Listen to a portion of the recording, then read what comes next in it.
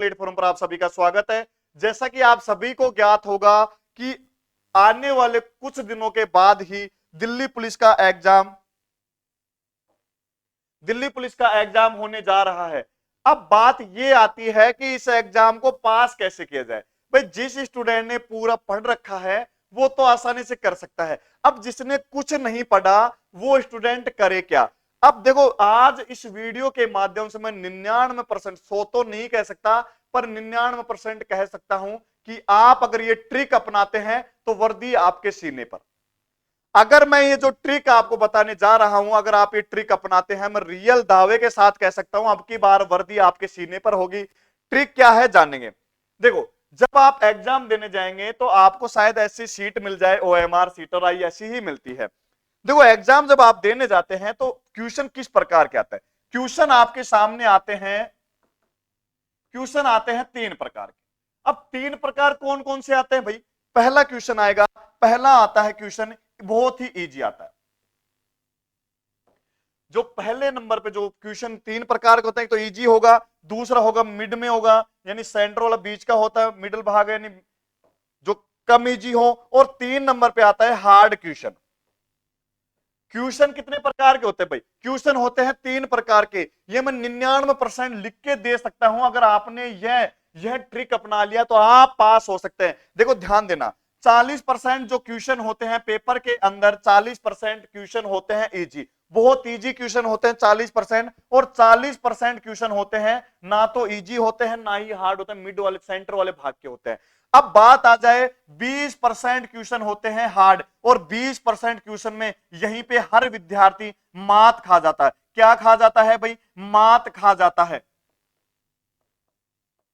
इस 20% में ही आप मात खा जाते हैं। आज इस स्ट्रेटेजी को आप अपना लेते हैं, आज आप इस नियम को अपना लेते हैं, मैं ये चीज दावे के साथ डंके की चोट पे कह सकता हूं आप पास हो सकते हैं। कैसे, जब आप एग्जाम में बैठे तो आप पहले उस क्वेश्चन को करना जो बहुत इजी हो। पूरा देखना वीडियो, इस वीडियो थोड़ी सी बड़ी होगी, 2 से 3 मिनट में इस वीडियो को समाप्त करने वाले हैं।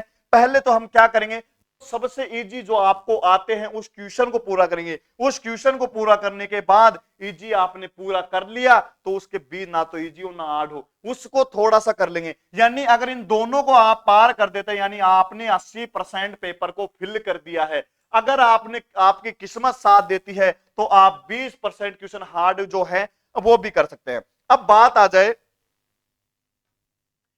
जाए कि सर तीन प्रकार के आपने क्वेश्चन तो बता दिया। देखो क्वेश्चन क्या होते हैं। क्वेश्चन आपसे केवल पूछने का तरीका क्या होगा। क्वेश्चन में पहले पूछता है ईसा पूर्व या उस साल पूछ ले। कोई क्वेश्चन ऐसा आ जाए कि बताइए कि कंप्यूटर का आविष्कार कैसे हुआ। अगर मैं आपको बता दूं कि यहाँ पे एक तो ये होता है ईसा पूर्व वाला क्वेश्चन होता है, या फिर होता है इक्वेशन वाला क्वेश्चन।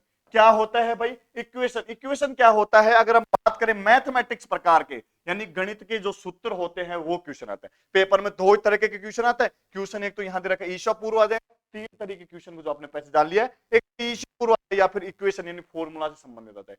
मैं चीज ये दावे कि आपने अपना लिया, आपने इस नीति को अपना लिया तो आप पास हो जाते। पहले क्वेश्चन क्या जाए या पूछ लिया जाए।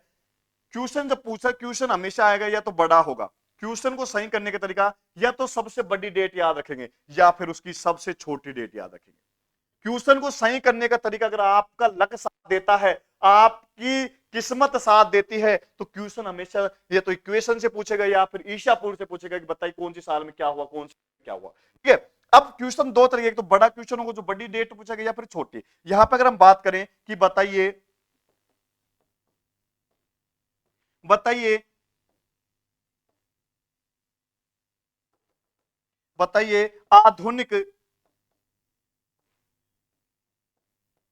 आधुनिक कंप्यूटर की खोज कब हुई। खोज कब हुई। अब आपके सामने अगर आपको आता है तब तो कोई दिक्कत नहीं है, यानी आपको आता है आप आसानी से कर सकते हैं। यहां पे ऑप्शन में दे दे 1946, ठीक है, या फिर दे दे 1947, या फिर 3 नंबर पे दे दे 1950, या फिर दे दे 1961।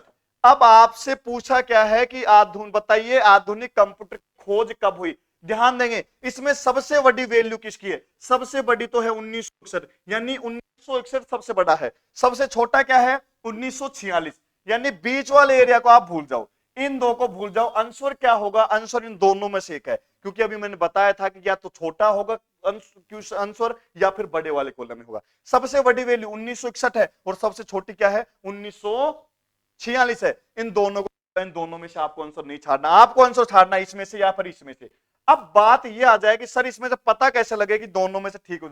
अगर मैं आप रियल बताता हूं, अगर आपका लक साथ देता है, अगर आपका ये किस्मत साथ देती है और आपने मान लो ये कर दिया, छोटे वाले कॉलम पे टिक कर दिया, तो आपका आंसर ठीक है। रियल करना, अगर आप 50 में से ऐसे तुक्का भी लगा देते हैं, क्योंकि ध्यान देना ये स्ट्रेटेजी आप अपना लेना, इस नियम को, इस ट्रिक को आप सीख लेना। अगर ट्रिक आपने अपना लिया तो भर दिया आपके सीने पर, क्योंकि क्वेश्चन या तो ईसा पुरुष होगा या फिर फॉर्मूला से होगा, और फॉर्मूला भी ऐसे पूछेगा। फॉर्मूला में एक तो बड़ी सन याद रखना, एक छोटी सन याद रखना। मैंने एग्जाम्पल में आपको बता दिया, अगर आपका लक साथ देता और आपने 50 में तुक्का लगा दिया, गारंटी के साथ लिख के दे सकता हूं 35 आंसर, 50 में से 35 आंसर आपके ठीक होंगे। क्या होंगे, ठीक होंगे, क्योंकि इस नीति को अपनाकर आप परीक्षा पास कर सकते हैं, ठीक है। और क्योंकि हम बात किसकी कर रहे हैं, बात हम कर रहे हैं यहाँ पे दिल्ली की, दिल्ली पुलिस का एग्जाम नजदीक आ गया है। 14 तारीख से लेकर 14 नवंबर 14